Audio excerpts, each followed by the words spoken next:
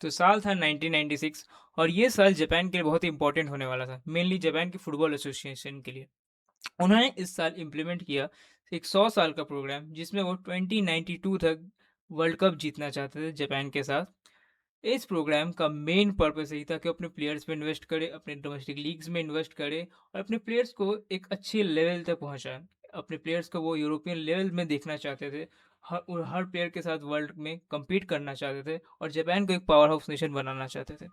Japan कभी भी historically एक पावर हाउस नेशन नहीं थी, जैसे कि अर्जेंटीना रही है, ब्राज़ील रही है, जर्मनी रही है, फ्रांस रही है।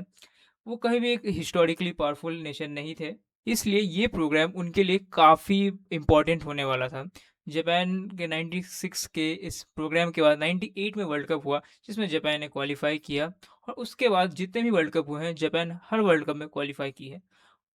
उस 98 के वर्ल्ड कप के बाद जापान धीरे धीरे प्रोग्रेस करती है और उस प्रोग्रेस का हमें पहला नतीजा देखने मिलता है 2018 के वर्ल्ड कप में, जब वो नैरोली बीट होते हैं बेल्जियम से 3-2 के मार्जिन से। एकदम लास्ट मोमेंट पे नैसिर चैदरी है उनका नाम शायद, वो एक गोल मारते हैं और बेल्जियम थ्रू चल जाती है नेक्स्ट राउंड में और जापान डिस्क्वालीफाई हो जाती है। 2022 के वर्ल्ड कप में ऐसा ही कुछ इंपॉर्टेंट हुआ जो कि बहुत ही बड़ा अचीवमेंट है जापान के लिए और इन जनरल एशियन फुटबॉल के लिए भी। जापान ने स्पेन और जर्मनी दोनों को एक साथ हराया। एक ही ग्रुप में थे, वो ग्रुप ऑफ डेथ का नाम था उस ग्रुप का। उन्होंने दोनों को ही 2-1 से हराया और ग्रुप क्वालिफाई कर गए, जबकि हर किसी ने कहा था कि जापान इस ग्रुप से क्वालिफाई नहीं कर पाएगी। जापान के ग्रुप स्टेज के इतने अच्छे परफॉर्मेंस के बाद वो राउंड ऑफ 16 में ड्रॉ करते हैं क्रोएशिया के अगेंस्ट। क्रोएशिया जो कि लास्ट वर्ल्ड कप में फाइनल में गई थी, रनर अप थी, उस क्रोएशिया के अगेंस्ट वो ड्रॉ करते हैं 1-1 और पेनल्टीज तक जाते हैं। अनफॉर्चुनेटली वो पेनल्टीज पे नॉकआउट हो चुके थे और 2026 के वर्ल्ड कप में आते आते उनका फॉर्म काफ़ी बढ़िया था। उन्होंने टीम्स जैसे कि ब्राज़ील, इंग्लैंड की जैसे हर टीम्स को हराया था और वो पहली नॉन होस्ट नेशन थी इस वर्ल्ड कप में क्वालिफाई होने के लिए। जैसा कि लास्ट 2 वर्ल्ड कप गए थे 2018 में, 2022 में, दोनों दोनों में ही वो राउंड ऑफ 16 में हारे थे। एक बेल्जियम के अगेंस्ट लास्ट में इक्वलाइज़र था और एक क्रोएशिया के अगेंस्ट पेनल्टी शूटआउट पे।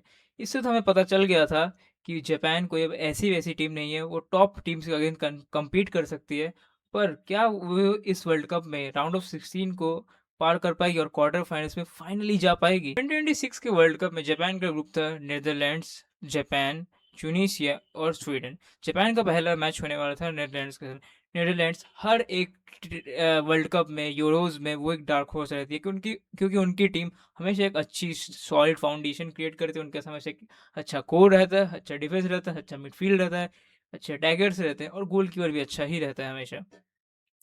इस टीम के अगेंस्ट जापान कैसे परफॉर्म करती? वो उनके कैंपेन के अगेंस्ट एक काफ़ी अच्छा एक मोमेंटम सेट कर सकता था।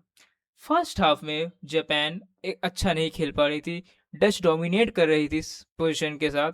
जापान का फर्स्ट हाफ में यही गेम प्लान था कि वो डिफेंड करे। बहुत ही कॉम्पैक्ट जापान फॉर्मेशन में वो 5 एट द बैक खेल रहे थे। उनका मेन फॉर्मेशन गेम प्लान यही लगा कि वो बहुत कॉम्पैक्ट है और वो डिफेंड करे और काउंटर पे अटैक करे, जो कि बार-बार हो नहीं रहा था। पर जब भी डच अटैक कर रही थी और जापान के पास बॉल आ रही थी, जब भी वो रिसाइकल करके वापस अटैक करने जा रहे थे, वो जल्दी ही बॉल लूज़ कर दे रहे थे और डच का वापस बॉल आ जाती थी। इसी मौके का फ़ायदा उठाते हुए मार्लिन्सन, जो कि बहुत ही अच्छा उनका सीज़न गया, second half of the season जो लोन पे वो गए रोमा के अगेंस्ट, या फिर वो परमानेंट ट्रांसफ़र था, मुझे याद नहीं है वो। उनका सेकंड हाफ ऑफ सीज़न सीरी आ में रोमा के लिए बहुत ही बढ़िया था। वो एक मेन फैक्टर थे, रोमा ने इतना अच्छा किया इस सीज़न सीरी आ में। मार्लिन early early stages of the game में सुजुकी के अगेंस्ट शॉट लेते हैं और सुजुकी एक बहुत ही अच्छे कीपर रहे हैं। हमने हिस्टोरिकली देखा है कि जापान के पास आउटफील्ड प्लेयर्स अच्छे रहते हैं, पर उनके पास कभी भी एक अच्छा गोलकीपर नहीं रहता है। इसलिए लास्ट वर्ल्ड कप के पेनल्टी शूटआउट में भी उनका उतना अच्छा गया नहीं था वो पेनल्टी शूटआउट। पर इस सीज़न अगर वो किसी भी पेनल्टी शूटआउट में जाते हैं, मैं उनको बैक करूँगा क्योंकि सुजुकी काफ़ी अच्छे गोलकीपर हैं। मार्लिन उनके अच्छे शॉट लेते हैं, सुजुकी बार-बार सेव करते हैं। डच पोजीशन डोमिनेट कर रही थी और गेम को कंट्रोल कर रही थी। गेम को कंट्रोल डी जॉन्ग बहुत अच्छे से कर रहे थे। डच अपना हाइट का एडवांटेज यूज़ करना चाहे थे, इसलिए वो बार-बार एरियल क्रॉसेस दे रहे थे। पर जापान ने काफ़ी अच्छे से एरियली उन्हें डिफेंड किया। जापान के बेस्ट प्लेयर्स जो कि कुबो हैं, डुआन हैं, उएदा हैं, वो कभी फर्स्ट हाफ में एकदम दिख ही नहीं रहे थे। जापान को बस 1-2 चांसेस मिले सिग्निफिकेंट। सबसे अच्छा चांस उन्हें नाकामुरा के थ्रू मिला, उएदा के थ्रू मिला। पर ज़्यादा सब कुछ डच ही डोमिनेट कर रही थी, जापान कहीं दिख नहीं रही थी। पर फर्स्ट हाफ के ख़त्म होते-होते जापान लग रहा था कि रिदम पकड़ रही थी धीरे-धीरे। वो अपना गेम को समझ रही थी, कैसे अटैक करना है और धीरे-धीरे मोमेंटम क्रिएट कर रही थी। फर्स्ट हाफ ऐसे ही जाता है 0-0, उतना कुछ चेंज होता नहीं है। पर सेकंड हाफ के स्टार्ट होते ही डच मोमेंटम बिल्ड करती है और इस बार वो अपने मोमेंटम को कैपिटलाइज़ करती है। वो गोल स्कोर करती है वैन डाइक के थ्रू। वैन डाइक ने काफ़ी बढ़िया हेडर मारा था, जो कि पोस्ट पे लग के गोल में गया। वहाँ सुज़ुकी कुछ कर नहीं सकते थे, वो जितने ही भले कीपर हो, पर कुछ टाइम आप कुछ नहीं कर सकते उस पे। पर डच ये गोल कैपिटलाइज़ करे या दूसरे गोल के बारे में सोचे, उससे पहले ही जापान इक्वलाइज़ कर देती है नाकामुरा के थ्रू। काफ़ी बढ़िया शॉट था उनका outside of the box. Place shot था, पावरफुल शॉट नहीं था, प्लेस शॉट था वो।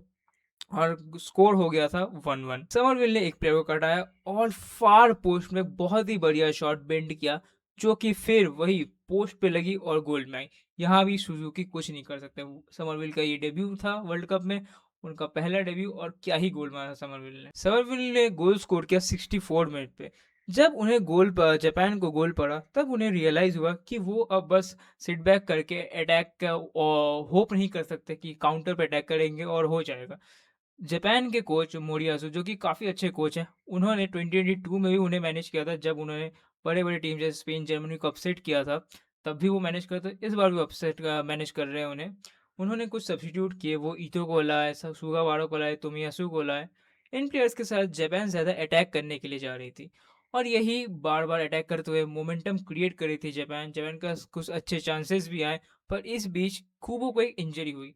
मैं होप करता हूँ कि ये लॉन्ग टर्म इंजरी ना हो, कि कुबो वर्ल्ड कप के बाहर ना जाए और इस हर मैच में खेल पाए, क्योंकि कुबो बहुत ही इंपॉर्टेंट प्लेयर होने वाले हैं जापान के लिए। जापान छोटे-छोटे पासेस खेल रही थी, स्मॉल पासेस खेल-खेल के वो बिल्डअप कर रही थी और बार-बार अटैक कर रहे थे। पर हम जैसा कि जानते हैं कि डच के पास काफ़ी अच्छे डिफेंडर्स हैं, जैसे कि वैन डे वेन हो, वैन डाइक हो, वैन हेके हो, तीनों ही काफ़ी बढ़िया डिफेंडर्स हैं। उनका स्ट्रक्चर भी काफ़ी बढ़िया है। उनके सामने जो डीएम है, ग्रेवेनबच और डियोंग, दोनों ही काफ़ी अच्छे डीएम्स हैं। और इसलिए जापान को गोल स्कोर करने में बहुत ही दिक्कत हो रही थी। इसे ट्राई करते-करते एक श उन्हें उन्हें जापान को एक कॉर्नर मिला और जापान ने जैसे ही कॉर्नर लिया, एक जैपनीज़ प्लेयर फ्री थे, उन्होंने हेड मारा और कामाडा से डिफ्लेक्ट होके बॉल गई गोल पे। ये गोल मुझे नहीं लगता होना चाहिए था। वर्ब्रुगन, जो कि ठीक-ठाक गोलकीपर है, मुझे वो हमेशा एक बॉल प्लेइंग ज़्यादा गोलकीपर रहे लगे हैं। वो कहीं मुझे एक बहुत ही अच्छे शॉट स्टॉपर नहीं लगे। मुझे लगा था ये गोल उन्हें रोकना चाहिए था, पर क्या करें, रोक नहीं पाए वो और जापान इक्वलाइज़ कर देती है 2-2 के साथ 89th मिनट में। इस गेम में जापानीज़ प्लेयर जिन्होंने मुझे सबसे इम्प्रेस किया, वो थे सुजुकी और नाकामुरा और उनके कोच ने काफ़ी अच्छे सब्स किए, जिसने गेम को पलटा और 2-2 का ड्रॉ किया। अब जापान के लिए जो सबसे बड़ा टेस्ट था इस ग्रुप में, वो ख़त्म हो चुका है टू नीदरलैंड्स। हमें हमें ऐसा लगा, पर जैसे ही नेक्स्ट मैच हुआ, जो कि था स्वीडन और तुनिशिया इसी ग्रुप में, स्वीडन जिन्होंने वर्ल्ड कप क्वालिफिकेशन ग्रुप में वो एक भी पॉइंट शायद नहीं ले पाए थे, या फिर उनके पास एक भी विन नहीं था, वैसा ही कुछ था। पर वो नेक्स्ट राउंड में गए, क्योंकि नेशंस लीग के थ्रू उनका पोजीशन नेशंस लीग में अच्छा था। और जब वो नेशन लीग के क्वालिफिकेशन के थ्रू वो गए क्वालिफायर्स में, तब उन्होंने ग्रैहम पॉटर को अपॉइंट किया। जी हाँ, वही ग्रैहम पॉटर जिनको वेस्ट हैम सैक कर चुकी है, चेल्सी सैक कर चुकी है। और ग्रैहम पॉटर के आते ही ये स्वीडिश टीम जैसे कि रिवाइव हो गई। हर हर प्ले अच्छे होने लगे, टीम केमिस्ट्री बिल्ड हो गई और वो क्वालिफायर्स में काफ़ी अच्छा खेलने लगे। क्वालिफायर्स के पहले राउंड में मुझे उनका ओपोनेंट याद नहीं आ रहे हैं, पर ग्योकरेस ने उनके अगेंस्ट हैट्रिक मारा और 3-0 से क्वालिफायर के फाइनल में गई। क्वालिफायर के फाइनल में उनका मैच हुआ था पोलैंड के अगेंस्ट। 2022 के क्वालिफायर्स में भी सेम मैच हुआ था, पोलैंड और स्वीडिश। वहाँ पे पोलैंड जीती थी और वर्ल्ड कप के लिए क्वालिफाई की थी, पर इस बार स्वीडन ऐसा नहीं होने देने वाले थे। इस बार के वर्ल्ड कप में लेवेंडोव्स्की नहीं जाने वाले थे। ये इंश्योर किया ग्योकरेस ने, जब उन्होंने 3-2 के मार्जिन से पोलैंड को हराया और वर्ल्ड कप में अपना टिकट बुक किया। इस वर्ल्ड कप में आते-आते स्वीडन का फॉर्म तो काफ़ी बढ़िया था और इस मैच में उन्होंने यही दिखाया कि वो कितनी बढ़िया टीम हो सकती है अगर वो अच्छे से खेले। इज़ैक फिट थे इस वर्ल्ड कप के लिए और इस टीम में स्टार्ट कर रहे थे। स्वीडन ने 5 गोल मारे टूनिशिया को, 5 गोल। और 5-1 के स्कोर लाइन से उन्होंने ये मैच जीता। इस मैच के स्टैंड आउट परफॉर्मर थे आईआरडी। आईआरडी ने 2 बैंगर गोल्स मारे। एक गोल में वो आउटसाइड द बॉक्स वॉली था उनका, पर उसमें गोलकीपर नहीं थे, ऑन द लाइन डिफेंडर थे। वो माना जा सकता है ठीक है, अच्छा गोल है। पर दूसरा गोल जो मारा उन्होंने वो भी आउट ऑफ द बॉक्स था। उन्होंने शॉट किया। इस बार गोलकीपर पूरे सेट थे। वो गोलकीपर कुछ नहीं कर सकते थे। आईआरडी का बहुत ही बढ़िया गेम था और सेम गेम मैं बोलूँगा ईसाक का था। ईसाक काफ़ी अच्छा प्रेस कर रहे थे इस मैच में। उनके प्रेस की वजह से एक गोल आया जो कि gyökeres ने स्कोर किया। उन्होंने शीखरी उनका शायद नाम है। शकीरा नहीं, शीखरी उनका नाम है, कैप्टन का ट्यूनीशिया के। वो आउट ऑफ द बैक खेलना चाहते थे, पर इसेक ने उन्हें प्रेस किया काफ़ी अच्छे से और gyökeres को बॉल मिला और gyökeres ने स्कोर किया। जैसे gyökeres ने स्कोर किया, आईआई ने स्कोर किया, सेम इसाक ने भी स्कोर किया और गेम 5-1 से ख़त्म हो जाता है।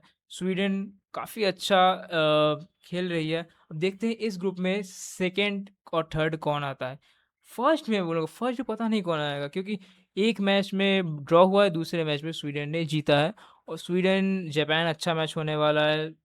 इस ट्यूनीशिया मुझे नहीं लगता इस ग्रुप से कुछ कर पाएगी। अब देखते हैं क्या होता है।